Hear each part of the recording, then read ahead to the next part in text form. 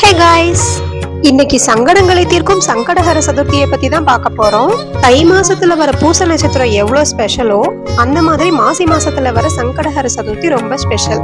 இந்த நாள்ல 11 கொழுக்கட்டைகள் நெய்வேத்தியமா வச்சு வழிபாடு பண்ணோம்னா நம்ம சங்கடங்கள் எல்லாமே நீங்கும். நம்ம வீட்டுல ஈவினிங் தான் சாமி கும்பிட்டோம்.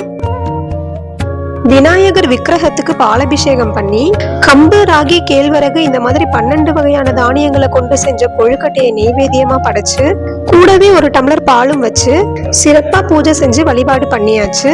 வீட்டுல பூஜையை முடிச்சுட்டு கோயிலுக்கு கிளம்பியாச்சு. அங்க அரச மரத்தடி பிள்ளையாருக்கும் நெய்வேத்தியம் படைச்சு 2 தீபம் போட்டாச்சு. மெயின் விக்கிரகத்தை மயிலிறகு, வெற்றிலையெல்லாம் வச்சு அவ்வளவு அழகா அலங்கரிச்சிருந்தாங்க. அப்புறம் ஐயர்கிட்ட பிரசாதத்தை கொடுத்து பூஜை பண்ணி வாங்கிட்டு அங்க இருக்க குழந்தைங்க, பெரியவங்க எல்லாருக்கும் கொடுத்தாச்சு. நம்ம பிரசாதத்தை கொடுத்துட்டு அங்க கொடுத்த பிரசாதத்தை வாங்கிட்டு வீட்டுக்கு வந்தாச்சு. இதுல சக்கரை பொங்கல் மிஸ்ஸிங். எத்தனை பேர் கோயில்ல கொடுக்குற சக்கரை பொங்கலுக்கு அடிக்ட்னு கமெண்ட்ல சொல்லுங்க. தேங்க்யூ.